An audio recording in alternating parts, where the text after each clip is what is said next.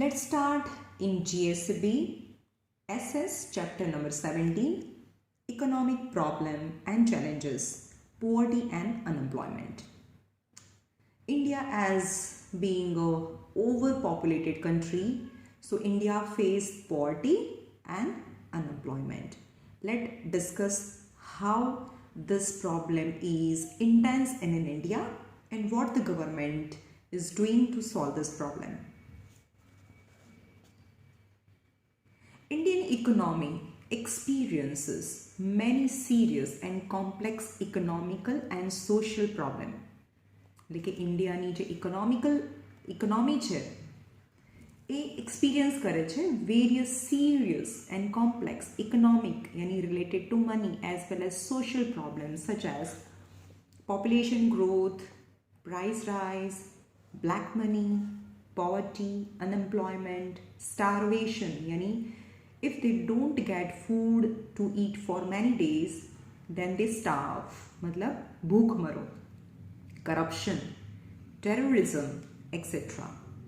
Among which economical problem like poverty and unemployment, price rise, population increases are the major problem. Out of this, we shall study about the poverty and unemployment. આ બહુ બધા problem છે, એમાંથી આ ચેપ્ટરમાં આપણે ડિટેલમાં explain કરીશું poverty and unemployment. What are the reason of the poverty and what are the effort that the government has been done to remove the poverty and unemployment in India.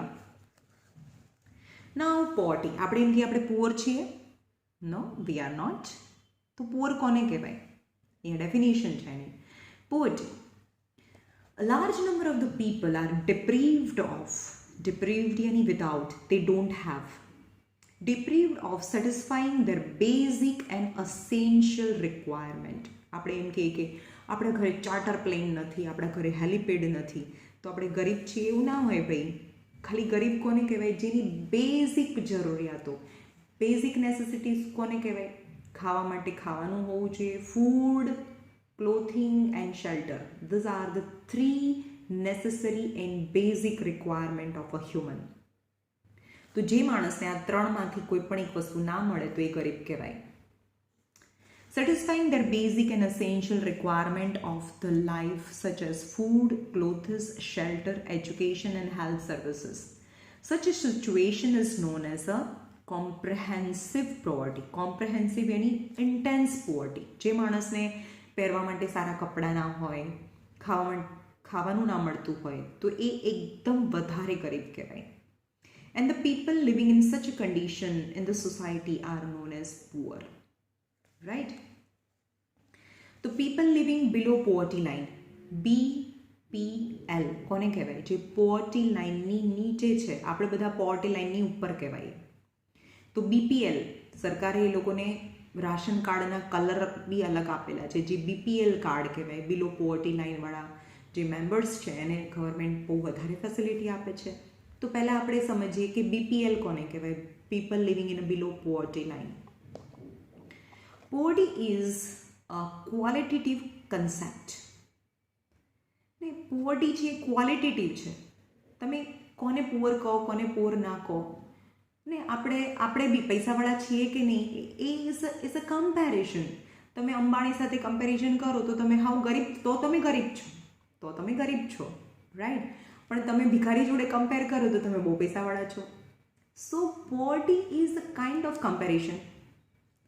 In India, poverty is viewed as the lowest level of the life. Common features of the people. હવે આપણે એમ કહીએ કે જે BPL કોને કહેવાય? જે the people who are living below poverty line કોને કહેવાય? તો common features of the people living below poverty line are as follow. કયા લોકોને BPL પીપલ કહેવાય?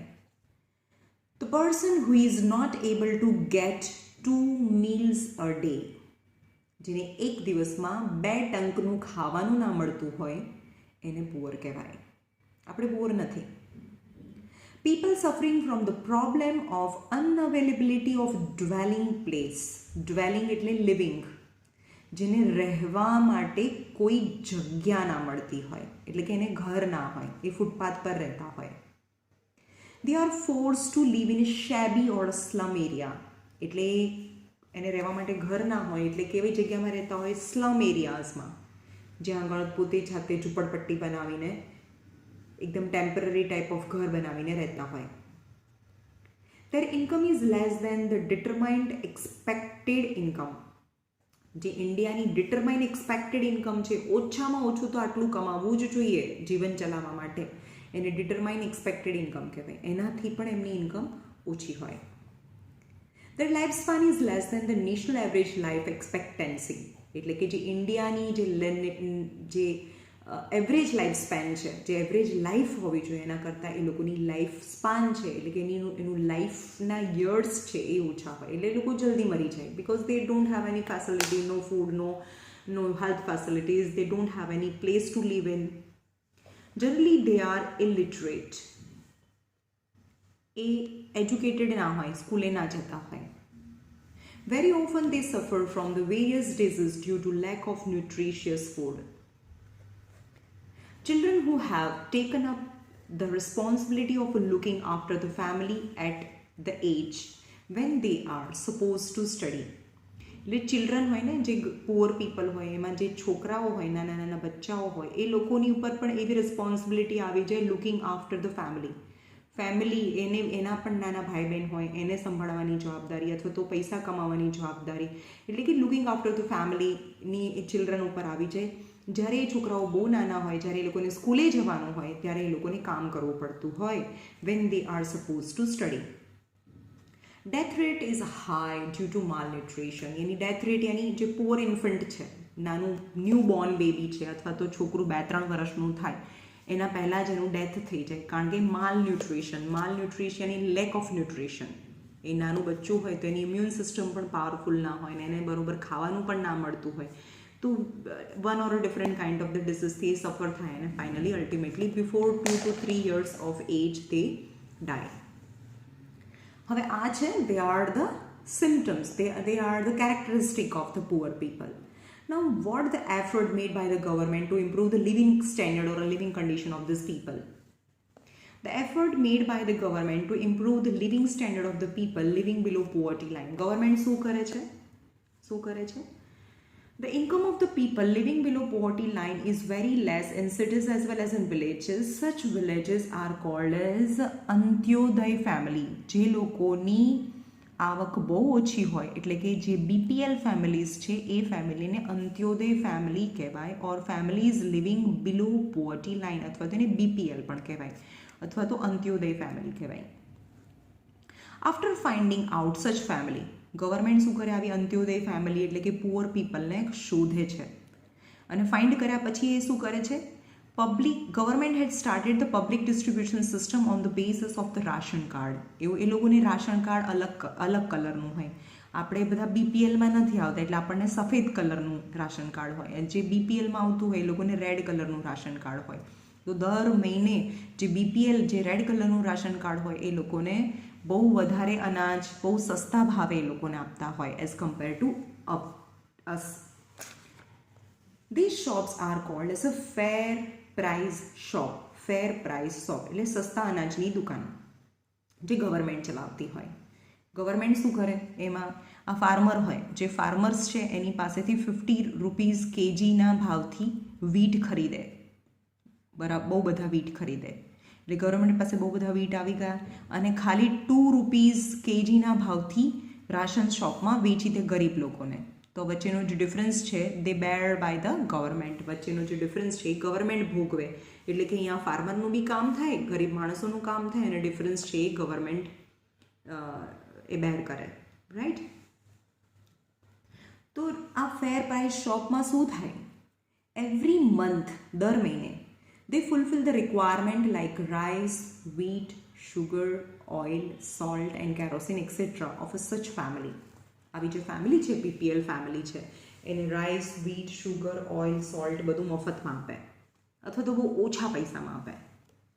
It has tried to raise their living standard. અને જે લિવિંગ સ્ટેન્ડર્ડ છે એ થોડું રેઝ કરવાની, ઉપર લાવવાની ટ્રાય કરે.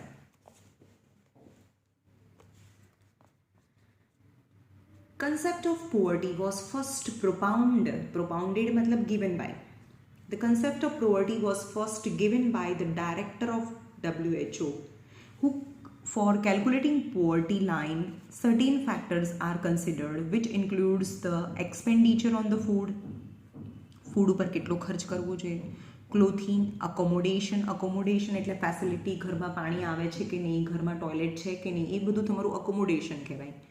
Education, health, clean drinking water, electricity, sanitation મતલબ ટોયલેટ બાથરૂમ છે કે નહીં, ચોખ્ખાઈ છે કે નહીં, એ સેનિટેશન કહેવાય. Sanitation facilities, transportation facilities and income as well as the intake of calories, એ કેટલી કેલરી રોજના ખાય છે, એ બધું આ બધી કન્સેપ્ટ છે ડિસાઇડ કરે છે the person is poor or not. On the basis of these factors, a particular standard of living is a fixed, which is known as a poverty line. અને એ ફિક્સ છે, એક બોર્ડર લાઇન બનાવી દીધી છે કે જે માણસ આટલા પૈસા ખાવાના પાછળ કાઢતો હોય ને તો એને ગરીબ ના કહેવાય, પણ એટલા પૈસા ના નાખતો હોય તો એ ગરીબ કહેવાય, રાઈટ. તો એ આ બધાના સ્ટેન્ડર્ડ્સ છે.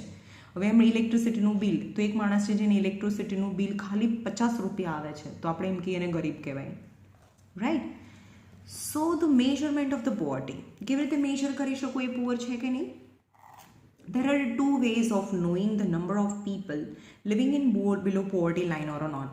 આપણે તમે પણ ડિસાઇડ કરી શકો, કોઈ પણ માણસને આ ક્વેશ્ચન પૂછો અને તમે જજ કરી લો કે આ પોવર્ટી લાઇનની નીચે છે કે નહીં. On the basis of expenditure behind various commodities or services by a family. પહેલાં તો એ પૈસા કેટલા એક્સપેન્ડિચર કરવું એટલે વાપરે છે. ડિફરન્ટ કોમોડિટીઝ એટલે સર્વિસીસ, એ ખાવા પાછળ, એ ટ્રાન્સપોર્ટેશન પાછળ, સેનિટેશન પાછળ, એજ્યુકેશન પાછળ, પ્યોર ડ્રિંકિંગ વોટર પાછળ કેટલા પૈસા ખર્ચે છે, એ એક્સપેન્ડિચર કેટલા કરે છે એના પરથી તમને ખબર પડી જાય કે પુઅર છે કે નહીં. And second on the basis of a total income of the family. અને પહેલું બીજું એની ટોટલ ઇન્કમ પરથી બી તમને ખબર પડી જાય કે એ ગરીબ છે કે નહીં. એબ્સોલ્યુટ પોવર્ટી, એબ્સોલ્યુટ યાની ઇન્ટેન્સ પોવર્ટી, એકચ્યુઅલીમાં ગરીબ કહેવાય, બહુ ગરીબ. એબ્સોલ્યુટ પોવર્ટીનો મતલબ તો કોને કહેવાય? Absolute poverty, those people of the society who are not able to purchase the basic necessity of the life like food grain, pulses, milk, vegetable at a lowest market rate. માર્કેટની અંદર જે સસ્તામાં સસ્તું કોઈ વેચે છે એના ત્યાંથી પણ એ ના ખરીદી શકે is known as absolute poverty and they are known as absolute poor. And relative poverty કોને કહેવાય? We are all relative poor. Society has a different income groups. આપણા સોસાયટીમાં અલગ અલગ ગ્રુપના લોકો રહે છે. કોઈની આવક 20,000 છે, કોઈની આવક 50,000 છે, કોઈની આવક એક મહિનાની 1 લાખ છે, તો કોઈ એક મહિનાના 1 કરોડ બી કમાય છે. કોઈ ધીરુભાઈ અંબાણી, મુકેશ અંબાણી છે, એ 1 સેકન્ડમાં અથવા 10 મિનિટમાં 5 કરોડ કમાય છે, right. So in the society there are different types of the groups. Among them, some groups have a low income in comparison to other. Such groups is considered to be relatively poor. So we are relatively poor as compared to Dhirubhai Ambani or Mukesh Ambani. और આપણે તો એનાથી કેટલા બધાની કમ્પેરિઝનમાં આપણે તો poor છીએ, right. એ 10,000, બી 20,000 અને સી 30,000. અહીંયા 3 જણા છે, એ બી અને સી. એ છે 10,000 કમાય છે, બી 20,000 કમાય છે અને સી 30,000 કમાય છે. Here income of the 3 person is different. As the income of A is less related to B, the person A is considered to be poor. તો એને પુઅર કહેવાય બીની કમ્પેરિઝનમાં, પણ બી પુઅર છે સીની કમ્પેરિઝનમાં. હવે એ અને બીની કમ્પેરિઝન કરીએ ને તો બી રીચ છે અને એ પુઅર છે, પણ બી અને સીની કમ્પેરિઝન કરીએ તો બી એ પુઅર છે, સી એ રીચ છે. સમજમાં આવ્યું? Now poverty in India, there are 2 types of the poverty, absolute poverty and relative poverty. We all are relative poor. Poverty in India, Indiaની poverty જોઈએ. In order to decide the poverty line, આપણે એક line border draw કરવાની છે, એક line draw કરવાનું છે કે ભાઈ આ બધા પુઅર છે, આ બધા રિલેટિવ પુઅર છે. In order to decide the poverty line in 2011-12, Planning Commission of the India declared per capita income for a rural area for rupees 816, which means rupees 4080 per family expenditure, and for urban area 4080 for whole year, 816 for 1 month હશે યાર. Per family expenditure in urban area, the per capita expenditure of the fixed rate at ₹1000 per person at least. એટલે કે એક માણસને ઓછામાં ઓછું 1000 રૂપિયા કમાતો હોવો જોઈએ. એક માણસ પર capita income in city area is 1000 and in village area is 816. અને 5 માણસનું ફેમિલી હોય તો 4080 અને અર્બન એરિયા એટલે કે સિટી એરિયામાં 5 માણસનું ફેમિલી હોય તો એક માણસની ફેમિલી ઇન્કમ ₹5000 હોવી જોઈએ. It means at least this much પર capita income should be there to reach out expenditure. તો એક્સપેન્ડિચરને રીચ આઉટ કરી શકે. મને બી નથી લાગતું 5000માં રીચ આઉટ ના થાય, પણ અહીંયા બતાવ્યું છે કે નહીં તો એનાથી નીચે હોય તો ગરીબ કહેવાય, તો ખાવાનું બી ના મળે.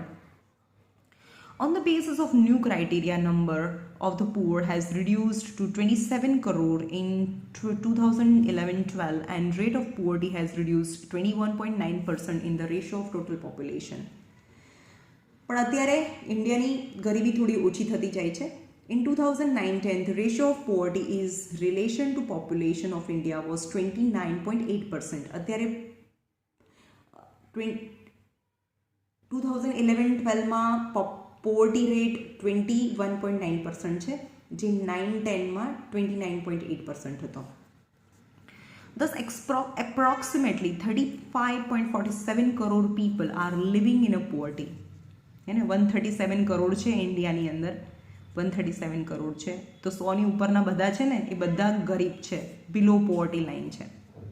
In order to see that equality prevails at the international level, the World Bank has decided the per capita income $1.9 in 2012 as per rate of 2008, which is considered as the scale of the poverty. Income કેટલી હોય? $1.9 in 2012માં. $, કોની કહે છે પણ? પર capita income 1.9 એટલે રોજનું હશે આ તો. અકોર્ડિંગ ટુ પર ડેનું હોય ને $1.9. According to one report of a world banks, India's total population was approximately 121 crore. અત્યારે તો કેટલી છે? 137 કરોડ છે. એકચ્યુઅલી આ બુક છે ને 7-8 વર્ષ જૂની છે. અહીંયા એવું કહે છે કે 121 કરોડ ઇન્ડિયાની પોપ્યુલેશન છે, જે 137 કરોડ છે in 2010, and out of which 32.7% are people living below poverty line, which makes about 45.6 crore.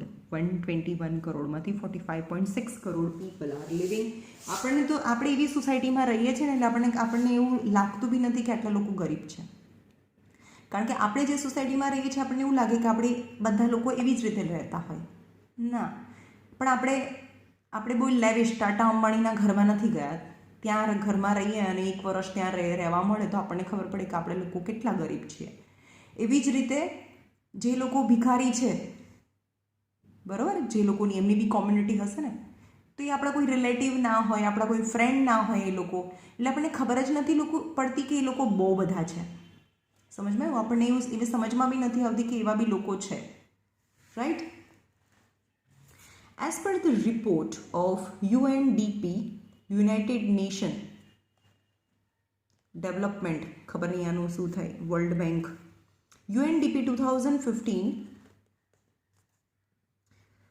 Ratio of poverty in India 2011-12 was 21.92 crore હતું ને, હમણાં જોયું 11-12માં 21.9 કરોડ હતો. Out of which the proportion of poverty at the rural area is 25.7 crore. એટલે કે રૂરલની અંદર આખામાંથી પણ રૂરલની અંદર 25.7%, જ્યારે અર્બનની અંદર 13.7% છે એ ગરીબ છે. It means that the total poor in 26.93 crores, 21.65 crore people are in rural area. એટલે કે અત્યારે 2011-12ની વાત કરીએ તો એમાંથી 21.65 કરોડ પીપલ છે જે ગરીબ છે. 26.93માંથી 21.65 કરોડ ગરીબ છે. બહુ ઓછા લોકો છે જે ગરીબ છે અને જે શહેરમાં રહે છે. ખાલી 5.28 crore people living in urban area. The poorest state of India કયું? Chhattisgarh. Chhattisgarh is the poorest, યાદ રાખજો, Chhattisgarh is the poorest state of India, while Goa has the lowest poverty rate. In Gujarat, the proportion of poverty is 16.63%. Chhattisgarh, Assam, Uttar Pradesh, Manipur, Bihar, Arunachal Pradesh, Jharkhand, Odisha, etc. have more than 30% of a proportion of poverty in India. ઇન્ડિયામાં ગુજરાતમાં 16% લોકો poor છે, બાકી બીજા બધા સ્ટેટમાં 30% લોકો ઉપર વધારે લોકો પુઅર છે. એટલે તો ઇન્ડિયા ગુજરાતને બહુ સારું સ્ટેટ કહેવાય. ગોવામાં ખાલી 5% લોકો પુઅર છે, આપણા કરતાં અડધાથી પણ ઓછી પુઅર્ટી છે. ઇન્ડિયા ઇઝ બેસ્ટોર્ડ યાની blessed. India is blessed with, ઇન્ડિયાને આશીર્વાદ છે. બેસ્ટોર્ડ મતલબ blessed by with natural resources in a large quantity and is prosperous in natural raw materials. But because of a lack of ability to make worthy profit from them, આપણામાં ability નથી, ઇન્ડિયામાં technology નથી, ઇન્ડિયામાં resources તો બહુ છે, એટલે તો ઇન્ડિયામાં ટેકનોલોજીને ડેવલપ કરવાની જરૂર છે. તો એ રિસોર્સિસ તો છે, પણ એવી એબિલિટી નથી કે રિસોર્સિસને પ્રોફિટની અંદર કન્વર્ટ કરી શકે. Because of lack of education, training, skill, defective planning. Since years these natural resources have been utilize to their best possible extent for the welfare of the people. As a result it proportion of the poverty has not reduced. એટલે કે અત્યારે જે એ ટાઈમમાં જે પણ knowledge હતું એ નોલેજથી એ રિસોર્સિસને use કર્યા છે, પણ સફિશિયન્ટ નોલેજ નહોતું, એટલે કે ઇન્ડિયાની અંદર પોવર્ટી છે રિડ્યુસ ના થઈ. So it is said that the poor live in wealthy India. India wealthy છે કેમ? કારણ કે ઇન્ડિયા પાસે બહુ બધા નેચરલ રિસોર્સિસ છે, પણ નેચરલ રિસોર્સિસને યુટિલાઇઝ કરવા માટેની ટેકનોલોજી, એવા માણસો નથી, એટલે કે ઇન્ડિયા પુઅર રહી ગયું છે. રાઈટ? અને પુઅર જ બિચારું રહેશે, કારણ કે સારા સારા માણસો છે એ તો ભણીને ફોરેન જતા રહે છે અને એને રીચ કરે છે. રૂરલ પુઅર, ગામડાની અંદર રહેતો માણસ એ ગરીબ છે. કઈ રીતે? જનરલી લેન્ડલેસ લેબર, એને પોતાની જમીન ના હોય. ફાર્મ લેબર એટલે કે બીજાના ફાર્મમાં કામ કરતો હોય.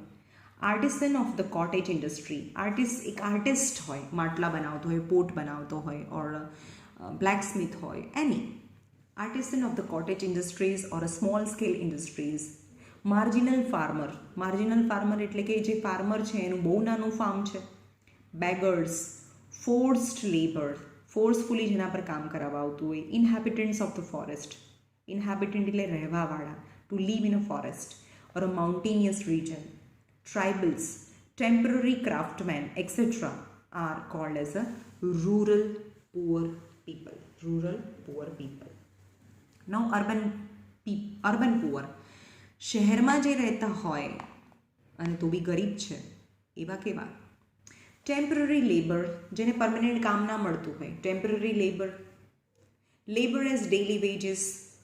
તમને ખબર હશે, ઇન્ડિયા કોલોની છે, સવારે નાકું ભરાય, ટિફિન લઈને બિચારા બધા વર્કર ત્યાં ઊભા રહી જાય, અને જેને જરૂર હોય એ લેબર ત્યાં લેવા જાય, અને જેને કામ ના મળે એ ટિફિન લઈને ઘરે પાછા જતા રહે.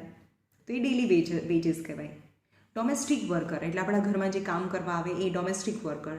રિક્ષાવાલાસ, worker in a tea stall or hotels, dhabas. Worker working in a garage. beggars or who are not able to satisfy their minimum and basic necessities and live in a poverty are considered to be urban poor.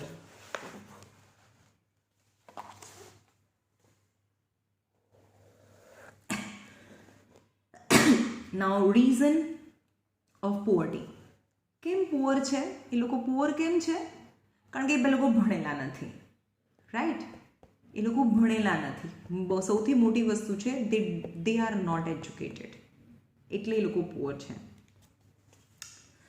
Origin of the poverty is more deep rooted in the villages, rural area as compared to the urban areas. Following are the reasons for it. Decrease in the income from the agriculture sector because of the insufficient development in the field of agriculture and insufficient irrigation facility. પહેલા તો ગામડામાં વધારે ગરીબ છે. કેમ? કારણ કે ગામડાના લોકો મોસ્ટ ઓફ એગ્રીકલ્ચર પર ડિપેન્ડ કરે છે, અને એગ્રીકલ્ચરનું ડેવલપમેન્ટ નથી થયું because of lack of irrigation and lack of development in the field of agriculture.